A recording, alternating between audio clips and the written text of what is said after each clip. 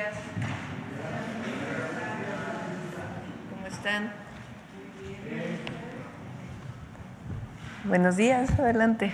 Hoy nos acompaña Ariadna Montiel, secretaria de Bienestar. Vamos a hablar de los avances de los programas de bienestar y también de la iniciativa que envió en su momento el presidente Andrés Manuel López Obrador el 5 de febrero para hacer los programas de bienestar constitucionales. Nos va a dar toda la información de en qué momento está este proceso, quiénes votaron a favor, quiénes votaron en contra. Y cualquier pregunta relacionada con este tema tan importante, pues aquí está Ariadna. Y luego ya pasamos a preguntas. Adelante.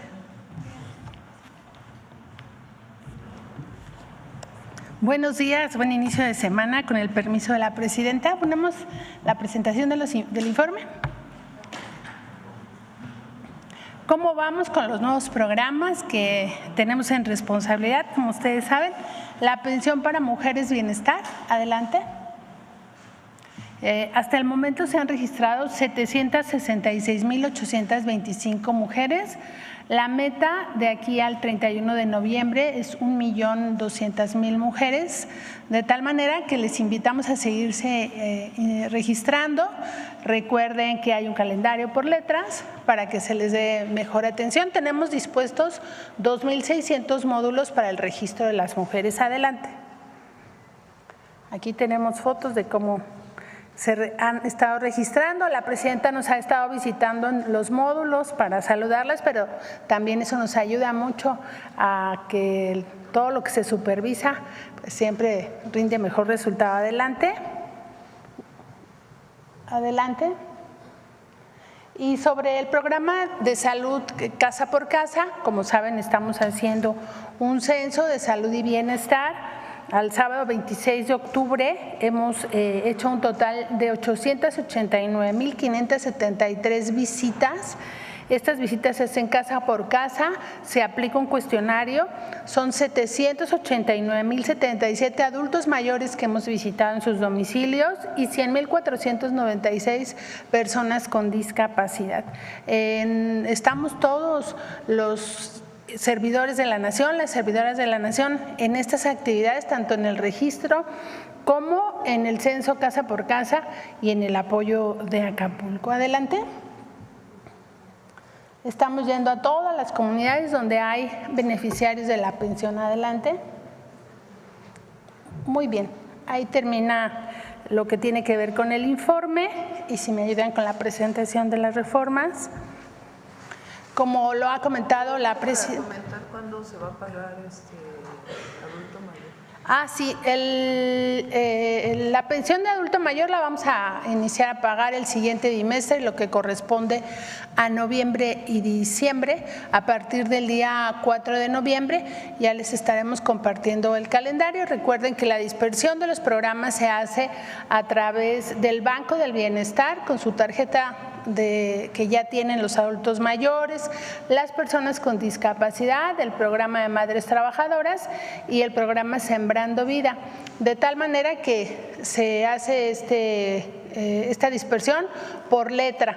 Como ustedes saben, estamos llegando casi a 13,7 millones de beneficiarios en el caso de los programas que se dispersan de esta manera bimestralmente y se hace por letra del apellido, de tal manera que días previos estaremos publicando el calendario, pero para que los adultos mayores, las personas con discapacidad ya estén atentos a esta información.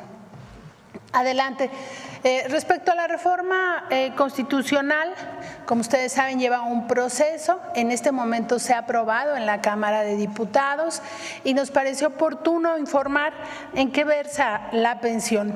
La reforma fue presentada por el presidente el 5 de febrero de este año. Es una reforma que contempla un paquete de 20 iniciativas, uno de ellos el paquete de bienestar. que eleva a rango constitucional y convierte en derecho los programas de bienestar. Y eso nos da mucho gusto porque nos permite pues seguir avanzando en la construcción de estos derechos. La presidenta en su toma de protesta habló de la República Fraterna y de los programas de bienestar que implementaría en su gobierno, pero este también es un gran paso, convertirlos en un derecho que nos permita quitar cualquiera de las prácticas del pasado que se vivieron en los gobiernos anteriores, y ya las personas están empoderadas conociendo que es un derecho lo que hoy reciben a través de un programa de bienestar. La primera reforma al artículo 4 versa en que la pensión para personas con discapacidad sea universal. Y aquí la reforma lo que dice con precisión es la federación y las entidades federativas. Como ustedes saben, hemos venido firmando convenios con ya 23 estados para que esta pensión se logre su universalidad con la participación de la inversión del Estado y del gobierno federal, de tal manera que esta modificación a este artículo 4 en materia de discapacidad garantiza que continuemos con estos convenios. Adelante. También el artículo 4 y la Constitución hoy tendría por primera vez el derecho a la rehabilitación y habilitación de las personas con discapacidad.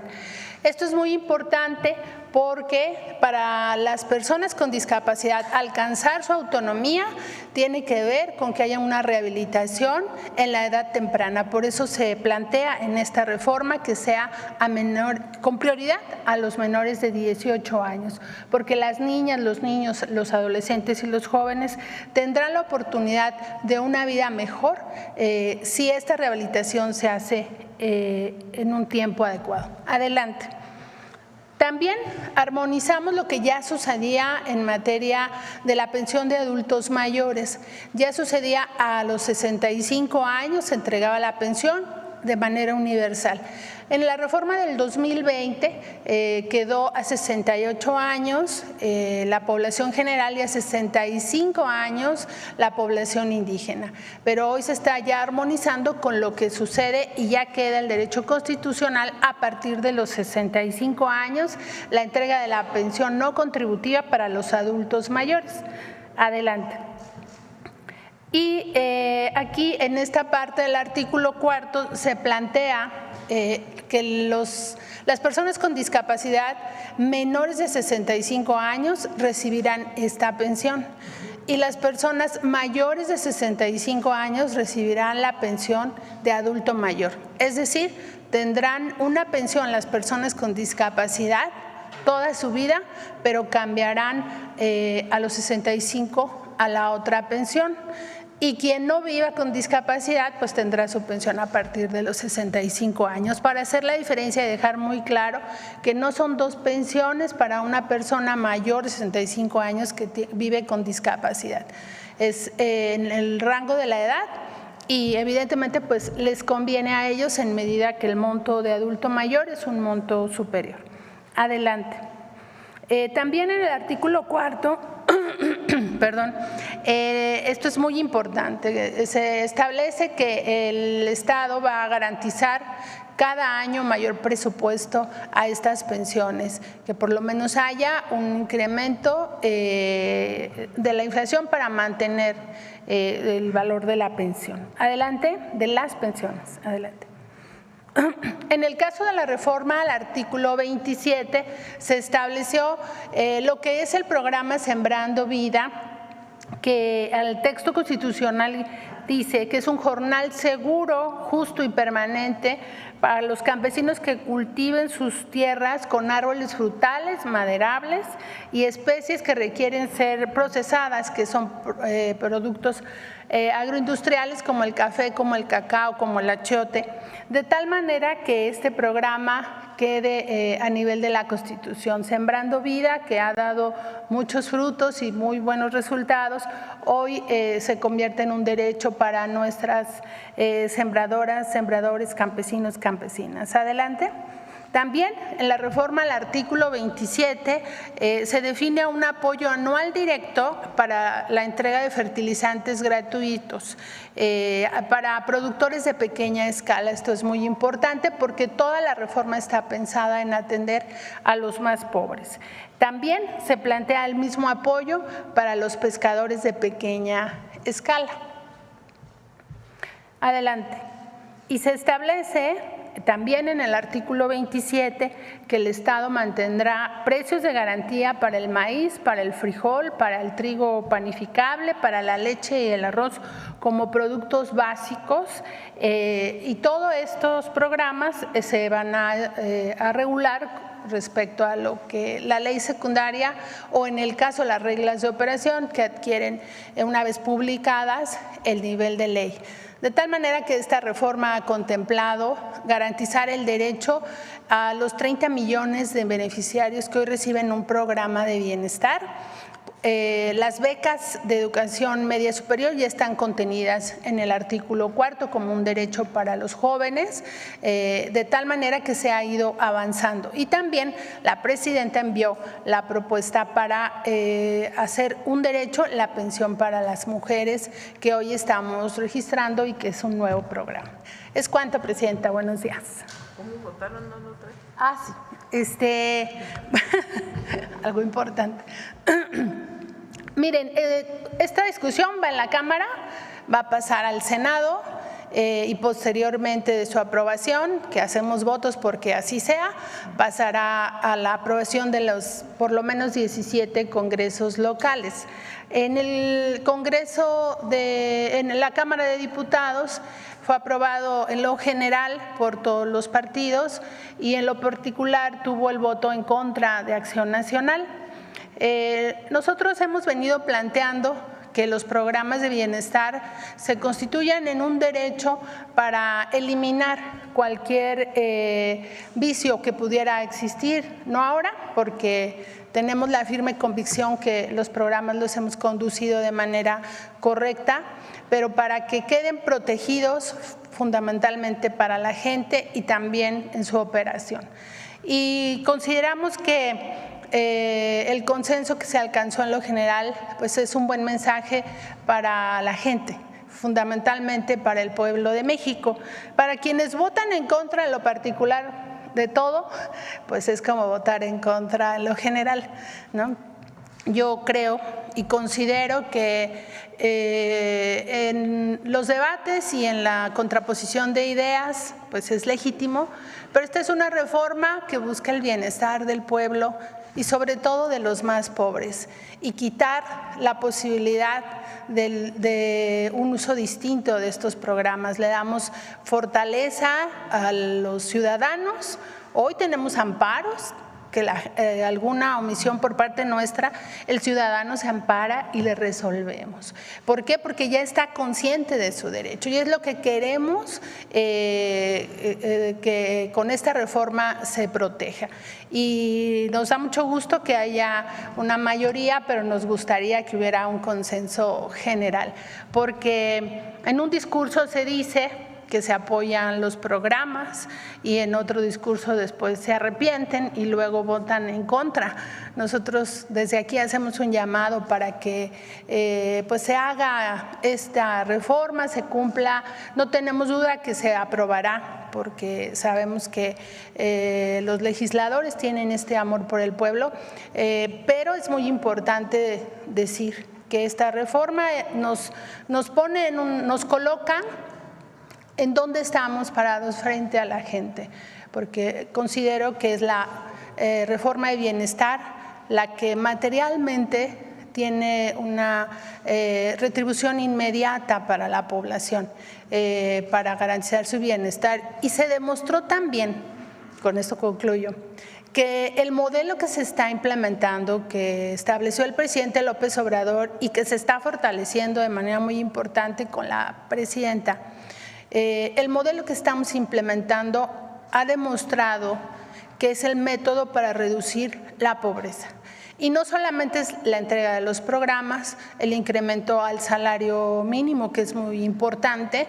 y toda la generación de empleos, y hay recursos porque se combate la corrupción, porque tenemos un gobierno austero, y todo el modelo que se enmarca en el humanismo mexicano ha demostrado que es la ruta para combatir la pobreza, y estamos convencidos que esta reforma ayudará a la población y lo dejará pues permanente hacia adelante. Gracias.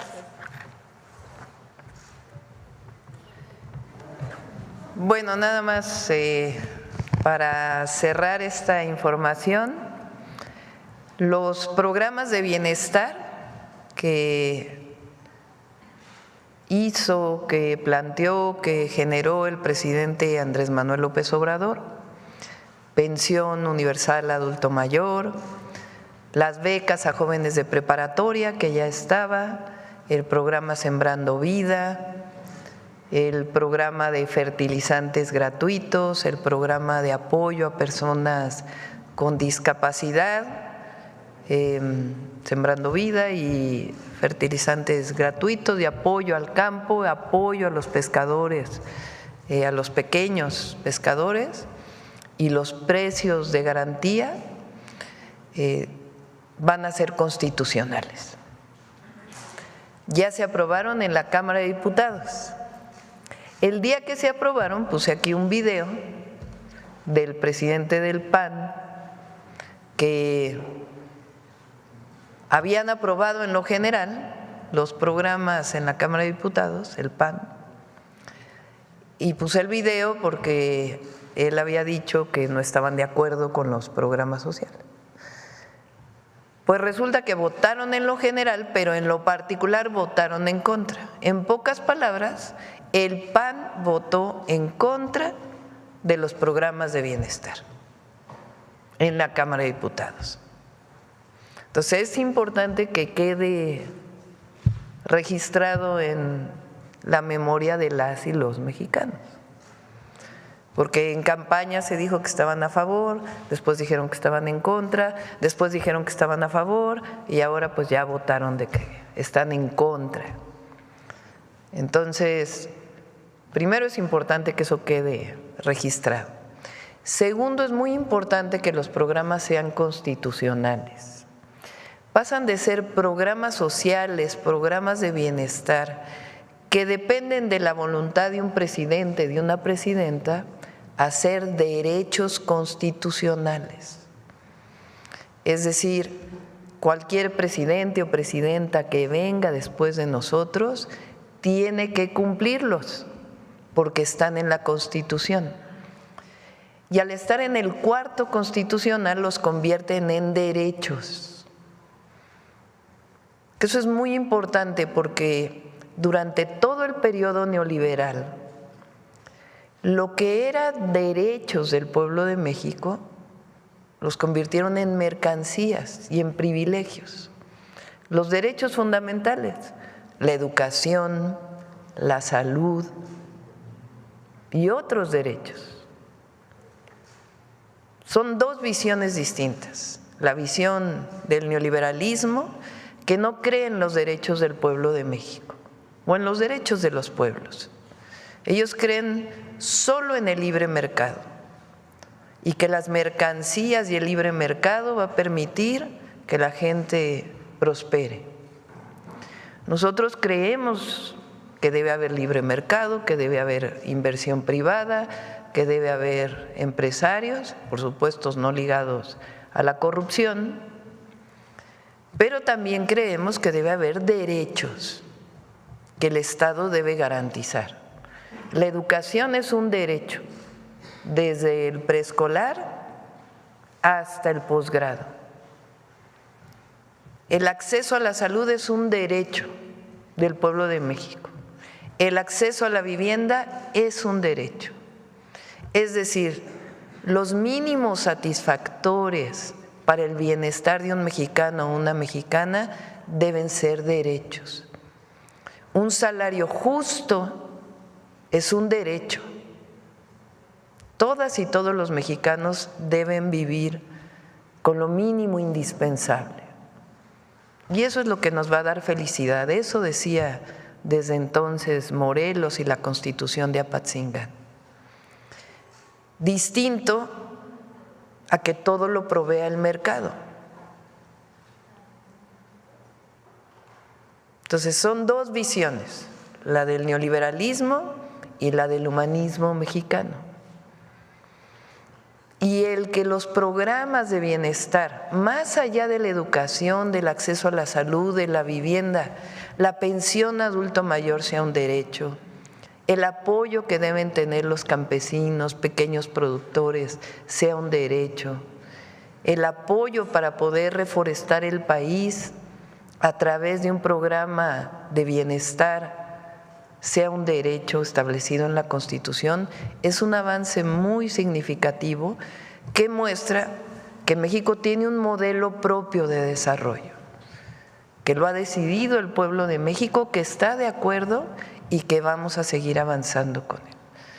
Y que hay quien no está de acuerdo, pero que después no haya engaños de que sí están de acuerdo cuando en realidad votaron en contra. Entonces, que quede muy claro que en este caso Acción Nacional votó en contra de los programas sociales en la Cámara de Diputados. Entonces, ese es el avance y como ven también mujeres, pensión mujeres bienestar, va muy avanzado, van a ser un poco más de 1 millón de mujeres que reciban en el 2025 los apoyos. También las asambleas de estudiantes de secundaria van muy avanzadas y el programa de salud casa por casa para adultas y adultos mayores.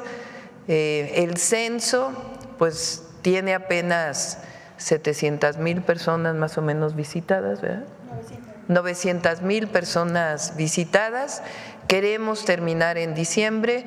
Obviamente el que nuestros compañeros y compañeras servidores de la Nación hayan estado en Guerrero, en Chiapas, atendiendo la emergencia del huracán John, pues ha retrasado un poco, pero van a ser censados todos y a partir de enero, febrero ya sobrepasamos también los médicos y enfermeras apuntados en el programa, por mucho.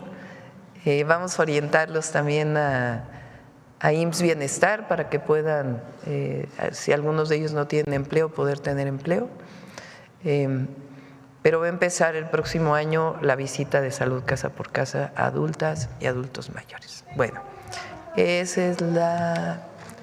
A ver, dudas del programa si quieren y luego, a ver, la compañera y luego aquí adelante. Buenos días, Liliana Noble de Pulso Saludable. Si alguien que tiene discapacidad recibe el apoyo de discapacidad, cuando cumple los 65 cambia y recibirá el de adulto mayor. Entiendo porque son montos diferentes, pero la duda es a partir de qué edad se puede tomar en cuenta la discapacidad, porque tengo entendido que hay un rango de edad, es decir, algunos adultos mayores todavía no pueden, ¿no? Gracias. Gracias. Justamente la reforma nos va a ayudar a que podamos otorgar esta pensión de los 0 a los 64 años. Es justo lo que se plantea. El presidente estableció la pensión de 0 a 30 años y de 30 a 64 no es universal. En todo el país lo es, donde los gobernadores han firmado el convenio con la Federación y han puesto la mitad de los recursos para cubrirlo. De esta manera estamos ya llegando a 1,5 millones de personas con discapacidad que viven en esta condición y tienen la pensión. Entonces, la reforma nos va a ayudar a fortalecer que sea de 0 a 64 años y a partir de ahí a 65 la pensión de adultos mayores. Adelante.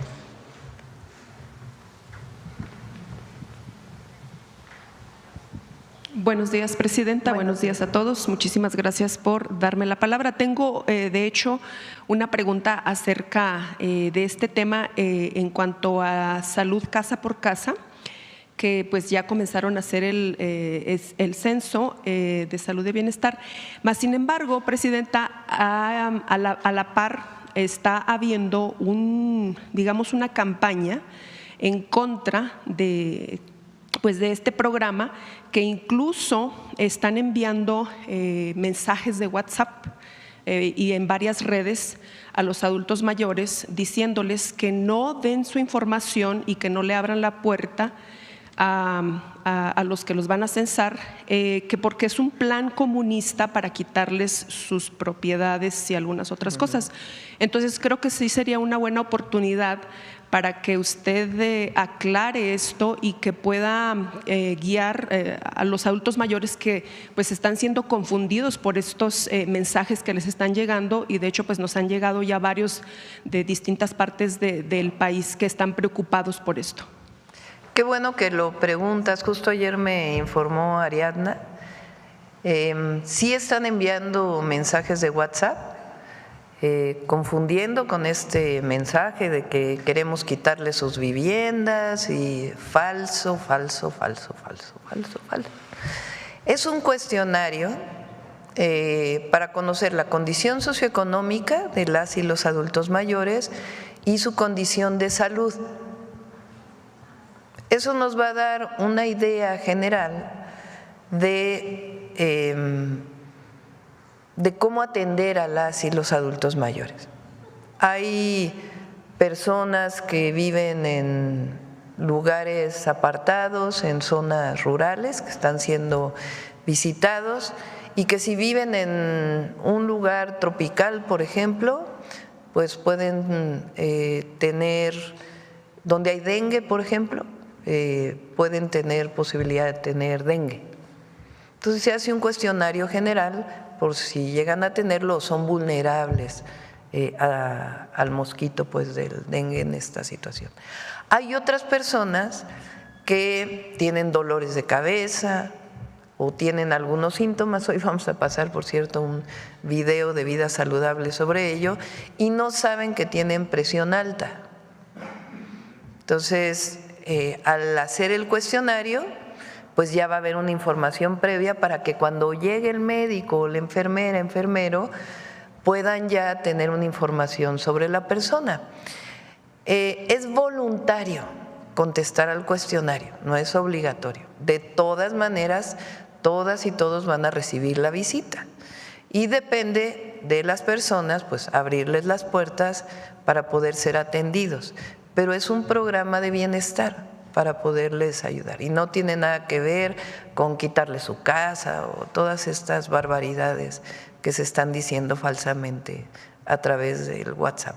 Entonces, que no tengan temor, es algo para bien.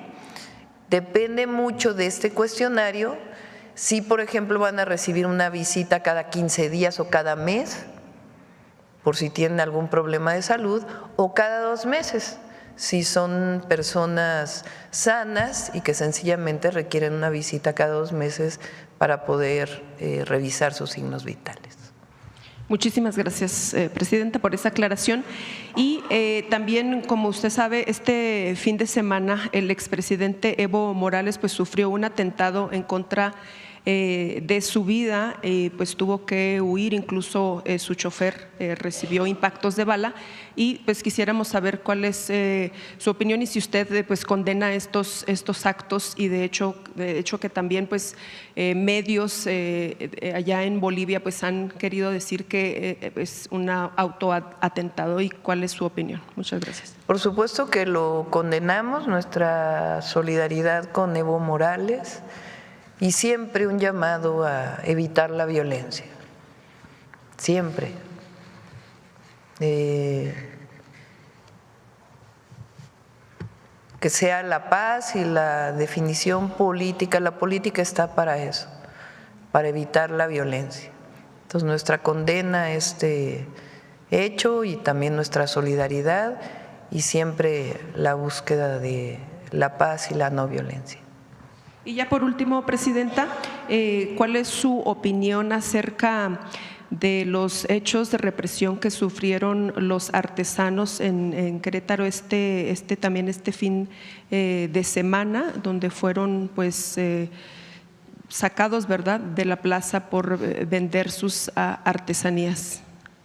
Muchas gracias. Igual es el diálogo siempre, por encima de todo.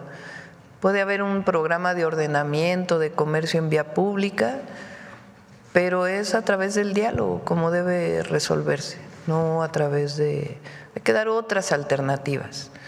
Las personas que trabajan en vía pública,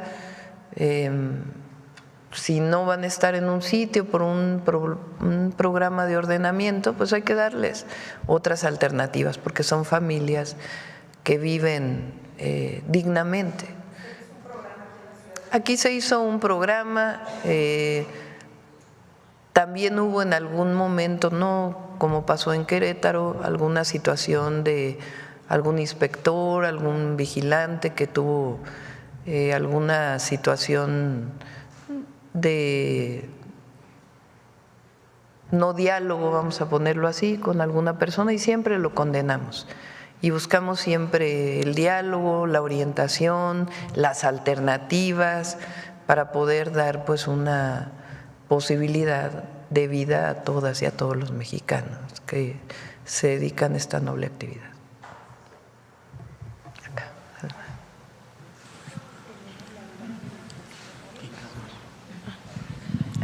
Ahora vamos a pasar la imagen del cuestionario para que se conozcan. Presidenta, buenos días. Alma Muñoz de La Jornada. A propósito de lo de Querétaro, quisiera pedirle su opinión sobre el caso de esta niña que está acusada y que a su violador inclusive le están pidiendo que le resarce el daño. Sí, está en contacto Citlali con la familia, no estamos de acuerdo y estamos en contacto con la familia para poder apoyar tanto legalmente como en lo que se requiera. ¿Fondo o qué es lo que pretenden? Pues el apoyo. Yo creo que no se debe criminalizar, y menos a una niña de 14 años. Gracias. Y sobre, temas muy parecidos, en el caso de La Jornada traemos que mujeres de zonas pobres son extorsionadas sexualmente por piperos a cambio de agua aquí en la Ciudad de México. ¿Tiene alguna información sobre este asunto? Sí, lo leí en la mañana. No tenía información sobre ello, pues que se investigue. El agua es un derecho y si se están dando casos así, pues debe atenderse. Entonces, primero que se investigue para ver si es que está ocurriendo realmente esta situación y pues ahí con la jefa de gobierno, pues que se tomen cartas en el asunto. Clara es una mujer muy sensible y estoy segura que lo va a atender. Gracias. Y sobre los hechos de violencia ocurridos ahora en Mazatlán, ¿qué le informaron en el gabinete? Sí, Sinaloa tiene pues una situación especial, ustedes la conocen, producto pues de esta detención que hubo, que todavía se pide información, que fue una detención en Estados Unidos a partir de un proceso que no está muy claro todavía y se está atendiendo sobre todo con presencia y con inteligencia. El día de mañana es el informe de seguridad y se puede dar más información sobre el caso de Sinaloa y otras entidades de la República. La última pregunta de mi parte es su opinión sobre el regreso de Iberdrola al sistema mexicano eléctrico tras la aprobación de nuevas reglas para el uso de baterías de almacenamiento de energía.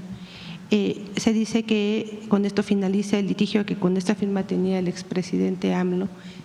¿Qué información tiene? Vamos a presentar muy pronto el Plan Nacional de Energía. Con la reforma constitucional que estamos ya por firmar, puede ser el día de mañana o el miércoles, tiene que pasar ya pasó por los congresos, ya es mayoría, y tiene nada más que declarar constitucional el Congreso de la Unión para poder pasar a la firma para su publicación en el Diario Oficial de la Federación. Esta reforma constitucional es muy importante, es regresarle al pueblo de México, a Pemex y a Comisión Federal de Electricidad. Es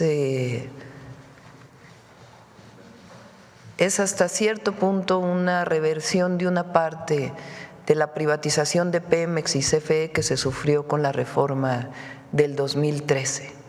Entonces, fortalecer a las empresas públicas como empresas públicas, porque con el nombre que le habían dado en la reforma del 2013 de empresas productivas del Estado, aunque formalmente eran del Estado, al hacerlas productivas y quitarles el nombre de públicas, hacían que solamente su regulación estuviera en el marco mercantil y que dejaran en realidad de pertenecer al pueblo de México. Entonces, una reforma muy importante. Eso no significa que no haya inversión privada. Esencialmente lo que se está planteando es fortalecer la empresa pública y que en particular en Comisión Federal de Electricidad esté a cargo al menos del 54% de la generación eléctrica. Así se planteó también por el presidente López Obrador. Hoy, con la compra que se hizo de las plantas de Iberdrola hace cerca de 3 años más o menos, ya el Estado produce 54% de la generación y queremos que se mantenga así, 54%, 46%. Entonces, para que, como la generación de energía crece, porque la demanda crece, porque va a haber más industrialización en el país y además todas y todos los mexicanos pues tienen acceso a la electricidad. Por cierto, en unos días se va a iluminar una de las comunidades que no tenía electricidad en Baja California Sur, gracias al trabajo de CFE. Pero queremos que todas y todos los mexicanos tengan acceso a la electricidad de manera económica, viable y de buena calidad, y además va a haber industrialización. No crece, San Juanico se llama. Si me voy a detener un segundo en esto. Hace mucho tiempo se pensaba que conforme crecía el PIB es pues una forma de medir la riqueza que genera un país, que conforme crecía la economía, la energía iba a crecer a la misma tasa. O sea, son dos gráficas que iban a ir a la misma velocidad. Durante mucho tiempo se desarrollaron procesos de eficiencia energética, ahorro de energía, y entonces hoy se sabe que no necesariamente deben crecer a la misma velocidad, que puede crecer el PIB y la energía, si se usa más eficientemente, pues entonces crece, pero no al mismo ritmo. Pero de todas maneras va a haber crecimiento en la generación eléctrica. Eso significa que CFE, la empresa pública, pues debe todavía generar más electricidad y una parte de ella con fuentes renovables de energía, porque queremos que contamine menos e impacte menos en el cambio climático global. Y otra parte, el 46% que le toca a los privados, pues también va a crecer. ¿Cómo va a crecer? Esas son las reglas que estamos determinando. Hay una parte muy importante, porque antes se decía, si tienes fuentes renovables de energía y eres un privado, antes de la reforma constitucional que se acaba de aprobar y antes de que llegara el presidente López Obrador, si tienes energía, fuentes de energía renovable y eres un privado, puedes entrar automáticamente a la red y además no pagas la red de transmisión. Esa era la regla. ¿Qué problema tienen las fuentes renovables? Que no siempre están funcionando. Como es solar, pues entonces cuando hay sol generan, cuando no hay sol no generan. La eólica, ¿qué problema tiene? Pues cuando hay aire genera, cuando no hay aire no genera, o cuando hay viento más que aire no genera. Entonces les llaman intermitentes. Pero el sistema eléctrico debe recibir una energía constante, porque si no, pues estas intermitencias generan problemas incluso técnicos. Entonces ahora se cambió la regla y se van a cambiar las reglas. No puedes entrar en cualquier momento, bajo cualquier circunstancia, porque incluso vas a generar problemas técnicos. Entre las reglas que se están planteando es: tienes que tener bancos de baterías, tienes que tener un sistema que garantice que el voltaje va a ser constante, o sea, reglas técnicas. Esas reglas para el 46% lo está trabajando en este momento Comisión Federal de Electricidad y la Secretaría de Energía. No se han definido todavía, se están trabajando. Entonces, esta idea de que Iberdrola entra como entraba antes, pues no necesariamente. Sí va a haber espacio para la inversión privada, pero con ciertas reglas. Y esas reglas tienen que ver con la transmisión de electricidad, con que lo que entre al sistema sea, no genere problemas técnicos, vamos a decirlo así, y siempre la empresa pública, la que es del pueblo de México, va a garantizar que tenga el 54% al menos de la generación eléctrica.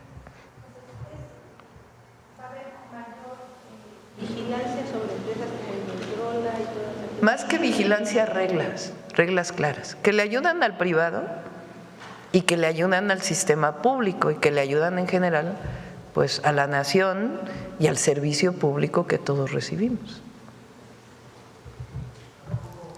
¿Qué más? Acá por acá. A ver, vamos a poner el cuestionario que se está haciendo para que se conozca. A ver, en lo que lo ponen, adelante. Buenos días, doctora, Presidenta de la República, Secretaria Ariadna. Buenos días a todas y todos. Zósimo Camacho, de Luces del Siglo. Se ha dicho en semanas anteriores, a propósito de esta sentencia en contra de Genaro García Luna, pues sobre los saldos que generó este personaje en su paso por la vida pública. Se ha hablado de su paso por el narcotráfico, pero también de un esquema para extraer recursos públicos en las que no se había comentado, pero también habría que señalarlo, hasta periodistas en este esquema se encuentran también. Pero lo que no se ha dicho prácticamente nada son sobre los saldos sociales de la persecución que generó contra movimientos campesinos, contra movimientos estudiantiles, contra movimientos incluso de colonos y de trabajadores, porque Genaro García Luna se formó en el CISEN, donde se le enseñó que todo campesino que se organiza es sospechoso de subversión. En ese sentido, persiguió prácticamente de manera obsesiva a la organización campesina de la Sierra del Sur de Guerrero. Incluso sobrevivientes de la masacre de Aguas Blancas después fueron perseguidos por Genaro García Luna, a instancias incluso también de algunos empresarios poderosos que estuvieron, pues que fueron muy cercanos al propio Genaro García Luna. Hoy está preso todavía Antonio Barragán Carrasco, sobreviviente de la masacre de Aguas Blancas, integrante de la Organización Campesina de la Sierra del Sur, después de más de 24 años, 13 de los cuales los ha pasado sin sentencia. ¿Qué se puede hacer, Presidenta, para atender este tipo de saldos que todavía estamos viviendo en este país y que corresponden al periodo de Genaro García Luna? Sí, qué bueno que lo mencionas y lo vamos a revisar. Vamos a revisar este caso y otros casos. En efecto, durante ese periodo los movimientos sociales se asumían como criminales cuando eran producto de una injusticia. Entonces vamos a revisar el caso de Antonio Barragán y le voy a pedir a la Secretaria de Gobernación que tome este caso. Muy amable, Presidenta. Y también en otro caso, precisamente saldos de este tipo, este fin de semana se cumplieron 13 años de una ejecución extrajudicial en contra de un tesista de la Universidad Nacional Autónoma de México, activista, él también estudiante de la Facultad de Filosofía y Letras, Carlos Sinué Cuevas Mejía. Se cumplieron 13 años de esta ejecución y de la cual no avanzan prácticamente ya las investigaciones. Lo que se pudo averiguar ha sido prácticamente gracias por el tesón de la propia madre, Lourdes Mejía, que ha tocado puertas, ha recibido pues también la cerrazón de muchas, el desprecio, a veces los insultos, pero gracias a ella se pudo averiguar que en la ejecución de este estudiante se encontraban dos patrullas. Hay videos que lo acreditan, 2 patrullas, una de ellas en el momento de la ejecución se fue, regresó como si apenas se enterara del asunto, y también a propósito de las investigaciones generadas en la Fiscalía de la Ciudad de México, se pudo acreditar la presencia de integrantes del Ejército Mexicano de inteligencia, se pudo acreditar también que este alumno había sido ya acosado al interior de la Universidad Nacional Autónoma de México por personajes vinculados pues al propio Ejército Mexicano. En ese sentido, comentarle, Presidenta, que las investigaciones ya no avanzan, se ha tocado prácticamente con pared, hay destrucción de pruebas, videos que la Universidad Nacional Autónoma de México dice que perdió o que quedaron obsoletos, bitácoras de policías que supuestamente se perdieron en una inundación, es decir, una serie de destrucción de pruebas que hasta el momento no avanza estas investigaciones. ¿Qué le puede decir usted a la señora Lourdes Mejía y a quienes están buscando justicia en este caso? Lo revisamos también. Voy a pedir a Rosa Isela que pueda entrar en contacto. Muy amable, muchas gracias. Gracias. A ver, por acá.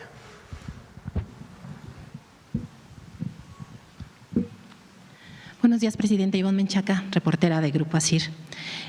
Preguntarle, este fin de semana hubo manifestaciones de juezas en la Ciudad de México y la ministra presidenta de la Suprema Corte, Norma Piña, pues alegó que hubo pues ataque en contra de las juezas que las encapsularon y que fue pues una violación a su libertad de expresión, en fin. Entonces, bueno, pues saber su opinión, Presidenta.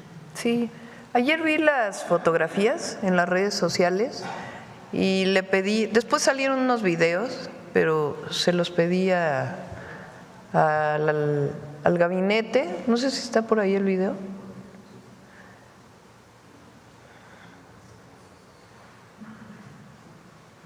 Es el momento en que están entrando los pilotos de Fórmula 1.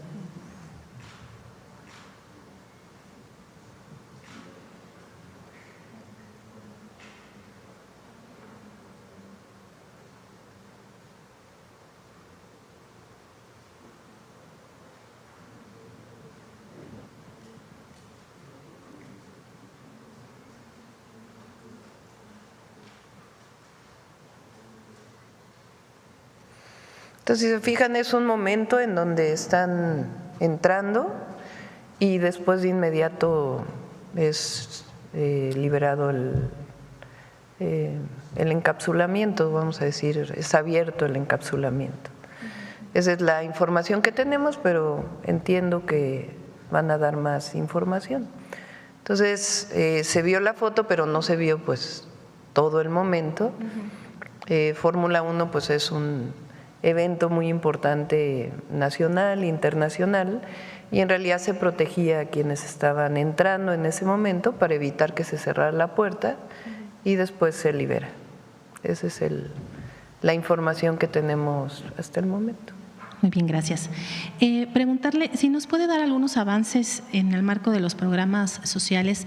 Que por cierto, también nuestra felicitación al Checo Pérez, porque luego que vienen ahí las críticas y todo lo demás, y siempre a las y los mexicanos deportistas que tienen, a veces no salen bien en una competencia, pero se levantan y compiten en la siguiente, y eso es lo que hay que aplaudir, y no luego esta cosa de que se va todo el mundo contra el deportista, el atleta, el piloto. Entonces siempre hay que apoyar a todas y a todos los mexicanos. Gracias. Preguntarle entonces, de este programa del sistema de educación inicial, decía que no íbamos a regresar a las guarderías, a todo aquel sistema que bueno pues se interrumpió o se cerró, ¿no? Para las madres trabajadoras. Si nos podría adelantar si ya tiene algunos avances de este programa, que me parece que es fundamental y que hace falta. No sé si tenga ya algunos avances que nos pueda compartir. Planteamos, las estancias infantiles de Calderón fueron un negocio. Ese fue el grave problema. Supuestamente era para ayudar a las madres y en realidad fueron concesiones que ni siquiera cumplían con las más mínimas condiciones, pues con la tragedia que vivió todo el país, porque no solo los padres y madres de la guardería ABC. Entonces, estaba planteado como un negocio para quien cuidaba a niños o niñas. Y en realidad, la educación inicial, porque así debe considerarse más que una guardería. Yo fui a guardería a los 8 meses, una guardería del ISSSTE. Mi mamá trabajaba, mis hijos fueron a guardería del Seguro Social. Pero más que guardería, porque guardería quiere decir guardar a los niños, pues en realidad hoy se sabe que es un proceso no solamente de cuidados que ayuden a la madre a que pueda salir a trabajar, si es el caso, si es que así lo desean, sino también es un proceso en donde las y los infantes pues entran en un proceso educativo desde los primeros meses o los primeros años de vida. El Instituto Mexicano del Seguro Social tiene sus propias guarderías, aunque en realidad entró un proceso de concesión en aquella época. El ISSSTE también subrogó prácticamente todas sus estancias infantiles, sus guarderías. Y ahora queremos entrar a un esquema como parte de esto que se llama el Sistema Nacional de Cuidados. ¿Qué quiere decir el Sistema de Cuidados? Las mujeres nos hemos dedicado a los cuidados, que no debería ser solo así, porque la pareja, hay distintas parejas en nuestro país, pero la pareja, pues ambas deberían dedicarse a los cuidados, no solamente uno de la familia, para que pudieran compartirse el trabajo del hogar. Pero en general los cuidados han recaído en las mujeres. Cuidamos a los hijos, garantizamos que la casa esté bien, si alguien se enferma somos las mujeres quienes los cuidamos, si tenemos un hijo con discapacidad o algún familiar con discapacidad somos las mujeres las que los cuidamos, y es un trabajo difícil, complejo y en general poco reconocido y bueno, no está remunerado además. Entonces, este sistema de cuidados lo que busca es que el Estado pues pase también a generar las condiciones para que las mujeres podamos tener igualdad de condiciones. Si así lo deseamos, porque también hay quien dice, ahora van a obligar a que… No, es voluntario obviamente. Si una mujer tiene la necesidad o el deseo de salir a trabajar, aunque tenga hijos pequeños, pues que tenga la posibilidad de dejarlos en algún lugar bien cuidados, en una escuela. Este es un proceso porque requiere recursos, no lo podemos hacer de la noche a la mañana. Entonces lo que nos planteamos es que podamos atender en particular en el inicio a dos poblaciones. Una es la población de mujeres que han trabajado en la maquila, en particular en Ciudad Juárez, porque hay una deuda histórica con las mujeres de Juárez por lo que se llamó en su momento las muertas de Juárez y esta vivencia que tuvieron las mujeres en Juárez, pues en realidad por la sola condición de ser mujeres. Y particularmente en muchas zonas fronterizas donde se abrió el trabajo para la maquila, se fueron familias, muchas mujeres, porque se empleaba o se emplea a las mujeres y a veces las mujeres tienen hijos y no tienen dónde dejarlos y los hijos a veces permanecen solos, muy pequeñitos en las casas. Entonces esa deuda histórica queremos cubrirla empezando por Ciudad Juárez. Entonces estamos trabajando con el Instituto Mexicano del Seguro Social y con el DIF para que a través de estas dos instituciones pueda trabajarse en distintos esquemas. Hay que hablar con las y los trabajadores del IMSS para poder generar nuevos esquemas de cuidados. Y las otras poblaciones muy vulnerables son las y los jornaleros agrícolas. Son quizás los más pobres del país. Son familias completas que viajan por temporadas, a veces del otro lado de la frontera, pero muchas veces dentro del país. Viajan de Oaxaca a Sinaloa o a otros estados de la República. Sinaloa es uno de los estados, pero no solo, inclusive en el propio Oaxaca hay quien contrata, o en el Estado de México o en otros lugares. Y a veces esas familias trabajan incluso con los hijos o no tienen en dónde dejar. Se ha avanzado un poco y se avanzó con el presidente López Obrador, pero hay que avanzar más todavía. Entonces, esas son las dos poblaciones que queremos atender con prioridad y al mismo tiempo ir desarrollando el sistema de cuidados, que si se fijan también la pensión adulto mayor puede considerarse como parte de un sistema de cuidados. El salud casa por casa también es parte de un sistema de cuidados, pero el apoyo a las mujeres en particular, para que podamos dejar a nuestros hijos e hijas en un lugar bien cuidados y que aprendan, pues es algo que tenemos que ir avanzando poco a poco. Ya para finalizar, Presidenta, la semana pasada una diputada de Morena, Julieta Vences, presentó una iniciativa de reforma al artículo 323 del Código Penal Federal para despenalizar el aborto a nivel nacional hasta las 12 semanas. Entonces, bueno, preguntarle su opinión y si apoyaría esta iniciativa. Ya decidió la Corte en este caso, yo lo he planteado. La Corte ya hizo una norma general para todo el país y ahí está pues la definición. Y ya cada entidad de la República, hay muchas entidades que han despenalizado, pero la Corte ya tiene una orientación en este caso.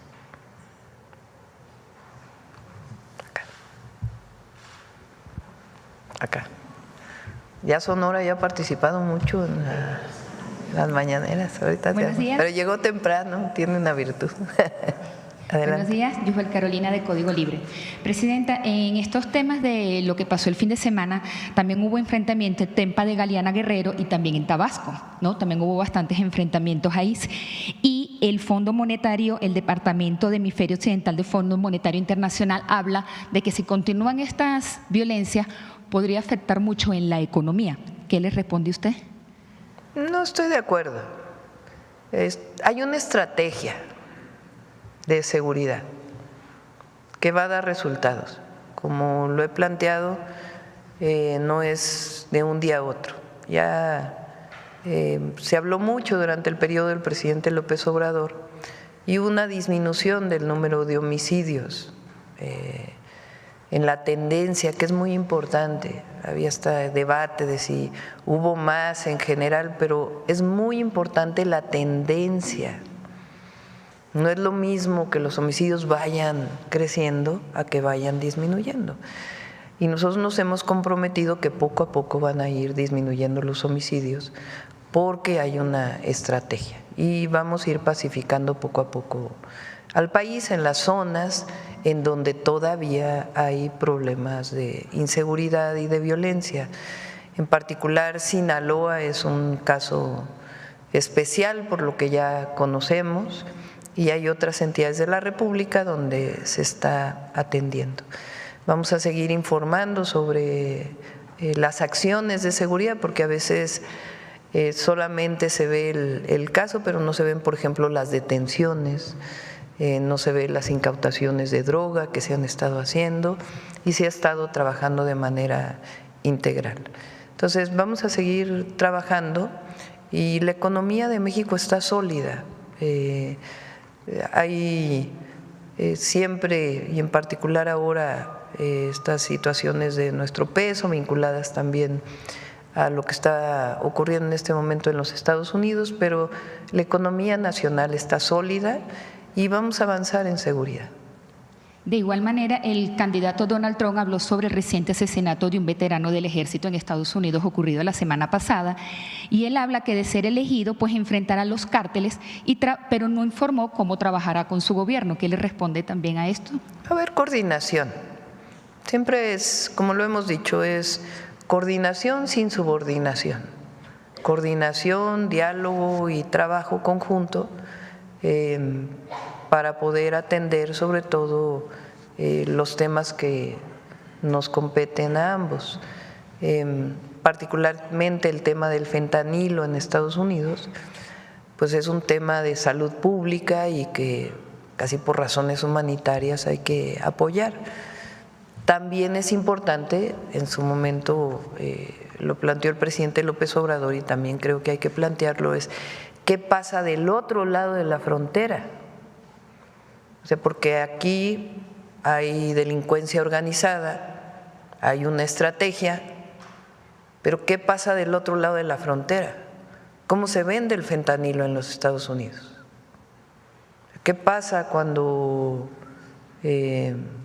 hay droga que pasa del otro lado? ¿Que allá ya no hay cárteles? ¿Qué pasa con el recurso financiero de la venta de distintas drogas y en particular el fentanilo? Entonces es aquí, pero también es allá. ¿Y qué pasa también con las armas que pasan de Estados Unidos a México?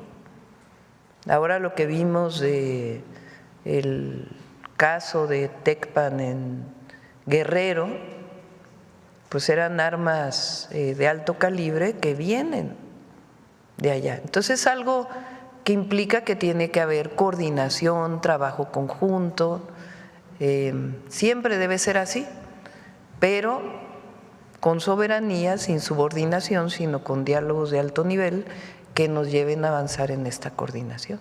Y por último, hablando de frontera, Presidenta, hay muchos migrantes que están en el limbo tras la decisión de Estados Unidos de no otorgar permiso a varias nacionalidades, Ciudad Juárez, Chihuahua y otros. Y esta cantidad de personas, sobre todo mujeres, están siendo víctimas de trata de personas. Las están maltratando, les están pidiendo dinero después de sus trabajos de explotación sexual que tienen por allá. También han sido víctimas del Instituto Nacional de Migración, que ya, bueno, no los atienden bien, pero esto creo que está muy fuerte, esto de parte de la migratoria. Usted ha hablado de unos ejes centrales para abordar esto, pero últimamente, ¿qué nos puede decir de esto? ¿Cómo abordarlo? Porque la cantidad de migrantes que ya hay en la frontera con esta decisión de Estados Unidos, pues está muy grande. Ha disminuido la llegada de migrantes a la frontera por una estrategia integral y también de repatriación, vamos a decirlo así, a los lugares de origen. Se llegaron a tener en diciembre del 23 al 24 el mayor número de migrantes en la frontera y ahora con esta estrategia integral que nosotros le hemos dado seguimiento ha disminuido de manera importante.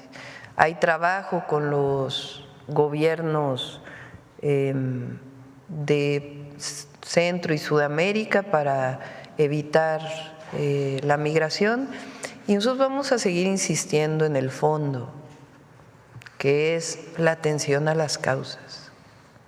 Necesariamente, por supuesto debe haber atención humanitaria, bienestar, tiene albergues muy importantes.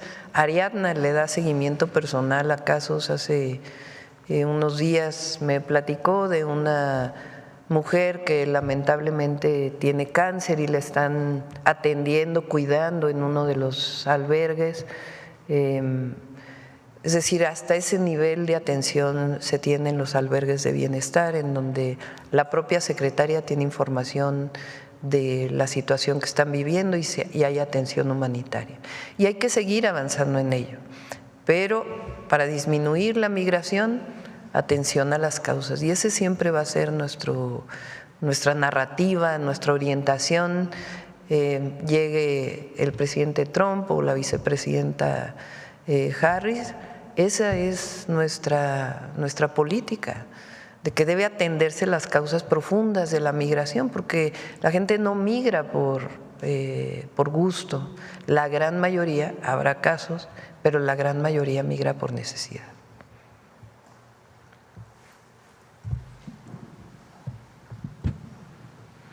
Buenos días, Presidenta. Jesús Pérez, de Revolución 3.0. El mundo debe saber de la violencia, el narcoterrorismo y la destrucción de la democracia en México. Marco Cortés, este fin de semana, hablando de la doble vida de la que estaba hablando ahorita del PAN. Mi primera pregunta sería, ¿cómo reacciona a este boletín de Acción Nacional? Y la segunda, hablando de la pacificación del país, ¿ha considerado pactar con el crimen organizado? Desde luego no en los términos en los que lo hizo Genaro García Luna, sino como lo propuso un diputado de Morena, Manuel Espino, no sé, amnistía, focalizar algún diálogo con algunas células, no sé. Es la primera pregunta. Sí. En el primer caso, pues hay mucha hipocresía, ¿no? El PAN, el general, el conservadurismo es muy hipócrita, porque no dice nada de García Luna y dicen que ahora hay narcoterrorismo. Y ya habría que leer exactamente lo que quiere decir en las legislación internacional y nacional, lo que eso significa, que no tiene nada que ver con lo que está pasando. De hecho, ellos lo dicen porque lo que buscan es intervención. O sea, de ese tamaño es su falta de amor a México. Son como los conservadores del siglo XIX que fueron a llamar a Europa para que hubiera un emperador, Maximiliano. Es lo mismo. Entonces, nosotros tenemos estrategia y vamos a dar resultados. Se va a ir viendo poco a poco.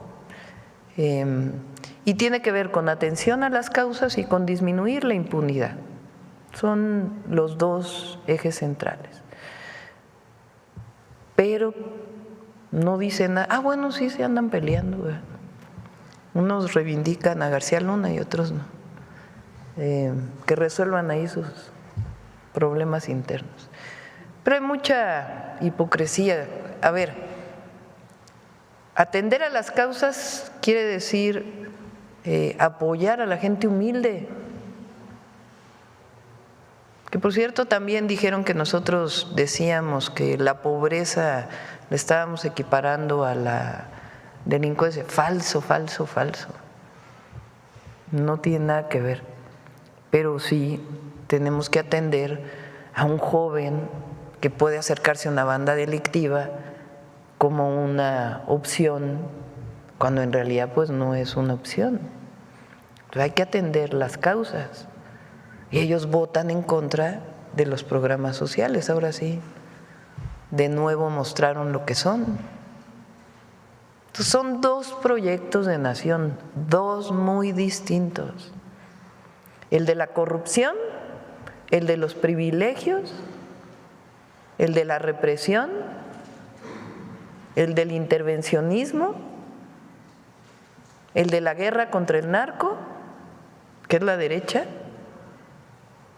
y otro proyecto que es el que representamos nosotros y el que la mayoría del pueblo de México quiere. Se mostró el 2 de junio, que es el de por el bien de todos, primero los pobres, es el de la construcción de la paz, es el de la democracia, es el de las libertades, es el del respeto a la vida, es el del amor al prójimo, es el creer que la felicidad no viene del dinero, del poder, sino viene de el estar bien con uno, el estar bien con los demás. Es el del humanismo mexicano frente al neoliberalismo, frente a la corrupción. Son dos proyectos. Entonces, esos dos proyectos, afortunadamente el pueblo de México hoy es muy consciente y lo que quiere pues es seguir construyendo sobre la base de la fraternidad y no del odio. Es el odio de ellos frente al amor del pueblo. Son dos proyectos. Entonces, ellos van a seguir en lo mismo y nosotros construyendo una patria digna, solidaria, fuerte. Entonces, esa es la disputa Nada más que ahora, pues la mayoría del pueblo está consciente de que lo que quieren no son dádivas en la época de elecciones, sino derechos. Esa es la gran diferencia. Entonces, pues ellos van a seguir con eso. ¿Y la otra pregunta era? La propuesta del diputado Manuel Espino de entablar… No, nosotros no vamos a negociar con delincuentes. Nosotros vamos a seguir construyendo paz, atendiendo las causas y con cero impunidad.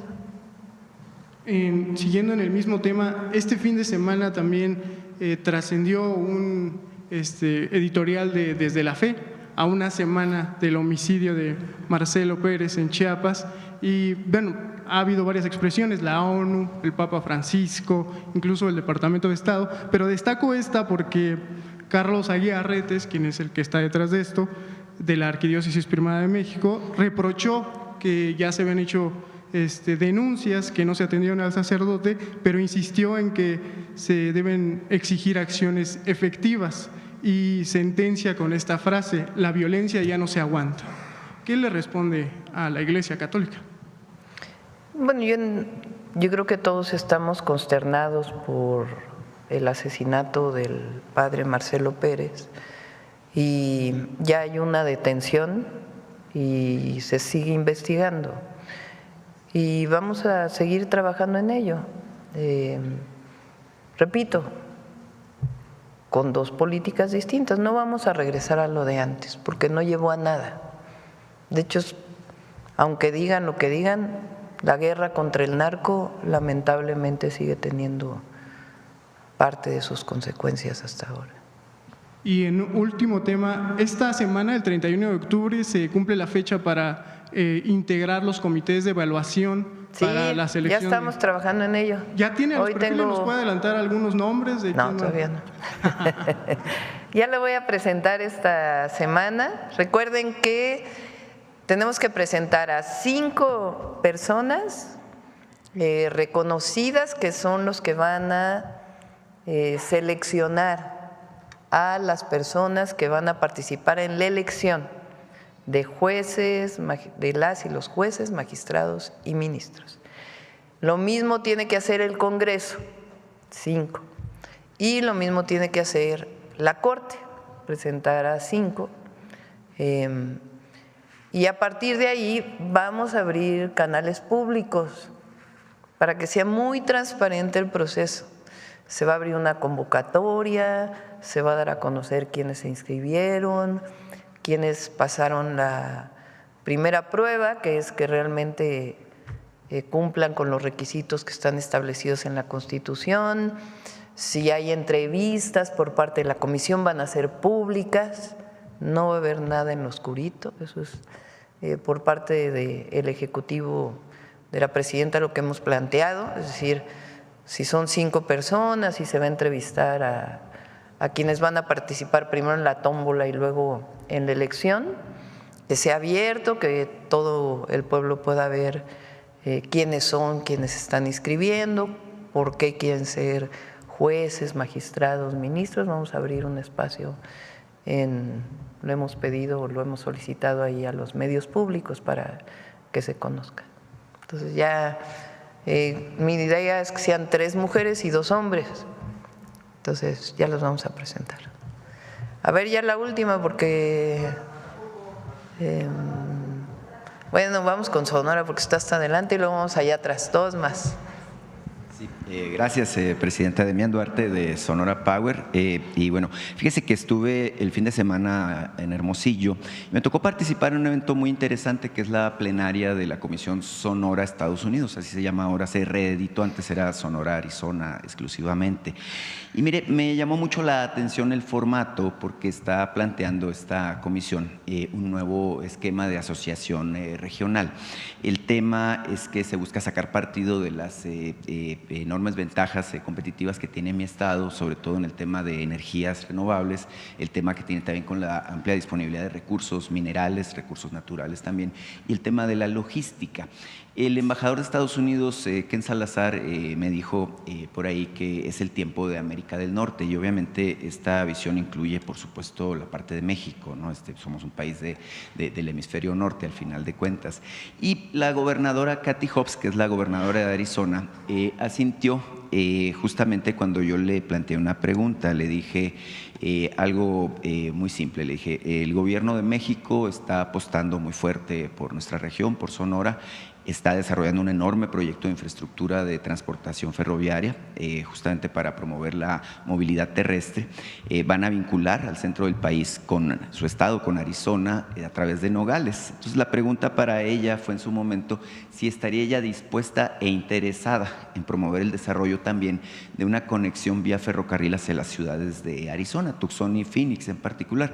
La gobernadora dijo que sí, que incluso pues ella gestionaría en su momento la posibilidad de establecer esta vinculación hacia el estado de Arizona, y evidentemente esto vincularía pues a todo el sistema ferroviario de los Estados Unidos con México. Mi pregunta en particular, Presidenta, es justamente cómo ve este modelo de asociación, qué expectativas le plantea, bueno, que ahora los Estados Unidos estén hablando de que es el momento de América del Norte y que México es un actor fundamental en esta nueva dinámica que se está abriendo. Sí, muy bien ahí el gobernador Durazo, la verdad, ha hecho un gran trabajo para el desarrollo del Plan Sonora. Estados Unidos hizo una orientación para que los semiconductores, que muchos de ellos se fabrican en Asia, particularmente en Taiwán, comenzaran a producirse en Estados Unidos, y uno de los lugares que ha tenido un boom en este sentido es Arizona. Sonora complementa muy bien, entonces por eso este vínculo pues es importantísimo, y eso requiere infraestructura, requiere apoyo, requiere algunos incentivos que hemos estado platicando con el gobernador Durazo. Entre otros el ferrocarril que planteas, hay también una carretera que está planteada incluso digamos fuera de la parte de semiconductores, como parte de un plan turístico hacia Puerto Peñasco. Hay varios proyectos que están planteados. Nosotros vamos a hacer, el próximo año iniciamos la de Bavispe Nuevo Casas Grandes, que es muy importante también por su conexión a Chihuahua, Ciudad Juárez. Continuar la carretera de Guaymas a Chihuahua. Entonces hay varios proyectos de infraestructura y ahí vamos a apoyar en todo lo que se requiera. Y en efecto, nosotros hemos planteado que esta idea de que el proteccionismo es de cualquiera de los presidentes que gane, de que todo lo que produce Estados Unidos o empresas de Estados Unidos se produzca en Estados Unidos, pues es una visión que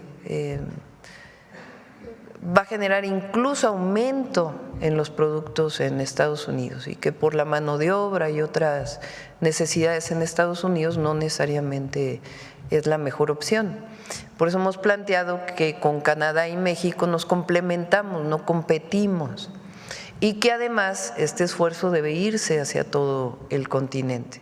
Entonces esa va a seguir siendo nuestra posición, y esta integración que se plantea en Sonora pues tiene muchas posibilidades para Sonora y para todo el país. Claro que sí, seguimos dando pasos para hacer lo que le planteaba, ¿no? Ser la locomotora del nuevo desarrollo de México. La verdad estamos muy emocionados por todo esto. Mire, cuando voy a Sonora platico mucho con la gente, con el pueblo. Mucha gente me saludó y me dijo: oye, pues qué bueno que estás ahora con la presidenta, comunícale, bueno, que estamos con ella, que la apoyamos, y que sobre todo lo que le ha gustado mucho a la gente de Sonora pues es la congruencia con la que usted se conduce. Este primer mes ha sido muy intenso en todos los aspectos. Usted la semana pasada retomó el tema de la educación gratuita, y ahí es donde me quiero detener un poquito. Mire, en la campaña debe usted recordar que yo le planteé el caso de mi universidad, la Universidad de Sonora, que a diferencia de la UNAM, a nosotros sí nos convirtieron en el laboratorio del neoliberalismo, es decir, nos impusieron una ley orgánica injusta, antidemocrática, nos impusieron un modelo de cuotas. La ley 4, así llamada, que la impuso en su momento el gobernador Manlio Fabio Beltrones, pues ya fue derogada. Hay una ley que ya abre un juego mucho más abierto y más democrático de participación. El gobernador Durazo la impulsó. Lamentablemente sí persiste el modelo de cuotas en la Universidad de Sonora. Mire, en la universidad hay 37,000 estudiantes, una universidad bastante grande, y los que estudian en la Universidad de Sonora están obligados a pagar 700 pesos de inscripción, 500 pesos por cada materia, cada semestre. Y es un asunto, bueno, que obliga a muchos jóvenes a tener que estudiar y trabajar, a pesar de que incluso hay un sistema de becas importante impulsado por el gobernador. El tema, Presidenta, es que la administración de la Universidad de Sonora maneja el fondo de cuotas, que es de aproximadamente 130 millones de pesos, con mucha opacidad. Fueron reprobados recientemente por el Instituto de Fiscalización de allá de Sonora, el ISAF, y justamente se maneja una burocracia dorada, enormes canonjías, y bueno, la Universidad de Sonora, al ser una universidad tan grande, recibe pues mucho subsidio de parte de la Federación, de parte del Estado. Se sabe que hay criterios de autonomía y todo esto. Sin embargo, nosotros persistimos en la lucha, en la idea de que se elimine el sistema de cuotas. Preguntarle, ateniéndome a esta lógica de que la educación no puede ser una mercancía, a la congruencia con la que usted se conduce, si estaría dispuesta a apoyar esta eliminación de las cuotas universitarias, que pues ya tienen si mal no recuerdo, 33 años vigentes, y frenando justamente el acceso de muchos jóvenes que quisieran estudiar en la Universidad de Sonora. Sí, ya está en la Constitución. De hecho, fue una reforma que impulsó Martí cuando fue senador, que apoyó el presidente López Obrador, pues porque venimos del movimiento estudiantil, también Ariadna viene del movimiento estudiantil, aunque en otra generación. Por supuesto que yo pienso que toda la educación que imparte el Estado debe ser gratuita, porque es un derecho, y si no se convierte en un privilegio de aquellos que la pueden pagar. Lo vamos a hacer por partes. Primero, ampliar las universidades Rosario Castellanos, la Universidad Nacional Rosario Castellanos, la Universidad de la Salud, la gratuidad a partir del siguiente periodo en el Instituto Tecnológico, el TECNM, el Tecnológico Nacional de México, el POLI. Vamos a ir por partes porque representa recursos. En el caso de las universidades autónomas, pienso yo que, y no es intromisión porque es un asunto de la autonomía y ellos lo tienen que decidir, tiene que haber también más transparencia en el uso de los recursos. Creo yo que los recursos públicos deben usarse con austeridad. ¿Cuánto se va a la burocracia universitaria? ¿Cuánto se va directamente a los profesores? ¿Cuánto a las actividades sustantivas, docencia, investigación, difusión de la cultura? Porque hay universidades, y repito, depende de la autonomía, es un asunto de ellos hacer sus propios mecanismos de austeridad republicana, esa es mi opinión. Entrar a un proceso también pues de revisión de cuánto se va a qué y de transparencia. Entonces no es alguna universidad en particular, depende de ellos, pero creo que finalmente es recurso del pueblo de México y para recibir más recursos pues también es importante que haya más transparencia, ¿no? Entonces vamos a iniciar nosotros con estas universidades, ya dijimos que son 330,000 espacios de las universidades y en realidad se requieren cerca de 1 millón de lugares nuevos en la educación superior, poco más de 1 millón. Entonces, nosotros vamos a cumplir con una tercera parte. Claro y que sí. Nos vamos a dedicar mucho a media superior también. Claro que sí. La Universidad de Sonora pues, es una universidad, le digo, muy grande, es muy importante para el desarrollo de Sonora, ahí se forman profesionistas de todas las índoles, y es una escuela que tiene formación de cuadros de primer nivel que se integran justamente en estos procesos de los que hablamos. Fíjese, solamente ateniéndome al tema de la transparencia, pues la rectora gana más que usted, la rectora de la Universidad de Sonora, ¿no? Y creo que pues eso no es correcto. Entonces es importante que se le haga una revisión y un llamado de atención en ese sentido. Por último, nada más preguntarle si ya decidió cuándo va a Sonora, porque pues, tenemos la expectativa de recibirla ahora sí en noviembre. Sí, ya vamos. Este fin de semana es Día de Muertos, entonces vamos a respetar siempre a todas las familias. Es un día muy especial para todas las familias en México. Pensamos siempre en nuestros ancestros y eso es algo muy bello de nuestras culturas. Entonces no vamos a salir este fin de semana y el otro fin de semana ya iniciamos. Tenemos muchas cosas por inaugurar, hospitales, centros de salud, carreteras. Entonces estamos revisando a ver cómo podemos consolidar estas inauguraciones para que también podamos pues darle continuidad a lo que inició el presidente López Obrador y cerrar con estas inauguraciones. Entonces una parte la vamos a dedicar a ello. Bueno, vamos a cerrar, ya son 9:12, dije que más tiempo, pero ya mañana. A ver, ¿quieren que haya mañanera el viernes? Levante la mano quien quiere que haya mañanera el viernes. Levante la mano quien quiere vacaciones. Hay muchas abstenciones.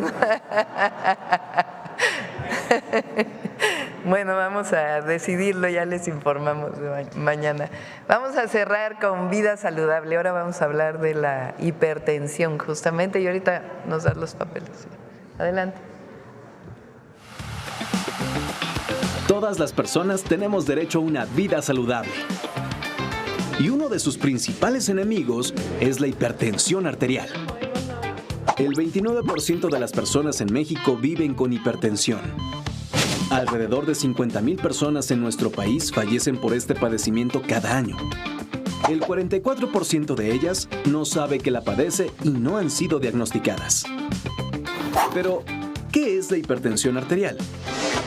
Cuando es bombeada por el corazón, la sangre ejerce presión sobre las arterias. Cuando esa presión es excesiva, el corazón debe trabajar más y se pueden generar daños en tejidos. Estos efectos pueden ser dolor de cabeza intenso, mareos, hemorragias nasales, zumbido de oídos, visión borrosa, dolor en el pecho o tener los tobillos hinchados. Si la hipertensión no es tratada a tiempo, puede tener consecuencias fatales, como infartos, insuficiencia cardíaca, embolias y daño cerebrovascular, falla de riñones y problemas de visión. ¿Y cómo podemos prevenirla? Come frutas y verduras. Bájale a la sal, grasas saturadas, alcohol y alimentos procesados. Toma al menos 8 vasos de agua simple. Haz más ejercicio y mantén un peso corporal moderado. Comparte esta información, cuídate y cuida a las demás personas, porque la vida saludable está al alcance de todas y todos. Alimenta bien tu vida.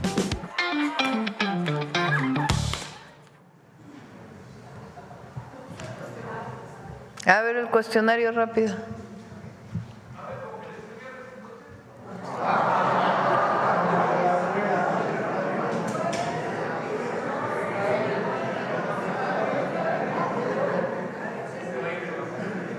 No, yo voy a estar aquí trabajando. A ver, ¿quieres muy rápido para terminar? Gracias, buenos días. ¿Qué se pregunta en el cuestionario? Bueno, se recuperan los datos personales del adulto mayor, de la persona con discapacidad y en su caso de quien lo cuida. Tomamos algunos datos de la vivienda, si es propia, si es rentada y demás, porque la Secretaría de Desarrollo Urbano nos pidió poder tener esta información para un posible… de quienes detentan hoy la vivienda, principalmente los mayores, son quienes son los titulares, por eso se puso lo de la vivienda, que es lo que anda circulando en los WhatsApps. Educación, qué nivel educativo tienen, el ingreso económico, las relaciones familiares y red de apoyo, si la familia los visita, si están solos. Hemos encontrado un número importante de personas solas en estado de abandono y eso es una tarea importante que vamos a realizar.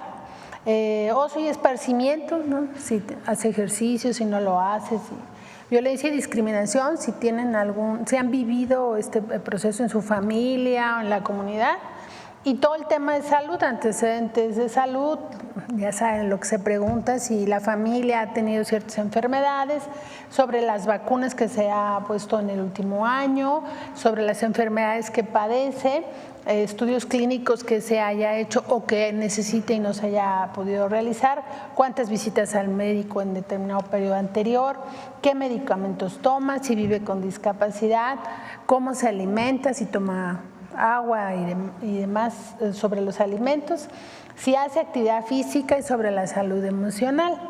Y bueno, ya se les pide una identificación oficial y su CURP. Eso es lo que se está preguntando en el cuestionario y los servidores de la Nación llevan un formato y regularmente está la familia apoyando las respuestas y quienes están solos nosotros también les auxiliamos en poder darnos las respuestas que buscamos en el cuestionario. ¿Es cuánto, Presidenta? Gracias. Va a ser reuniones internas hoy. Muchas gracias a todos y a todas. ¿Sí? ¿Saludas a Paulina? Pau. Gracias a todos. Buen día.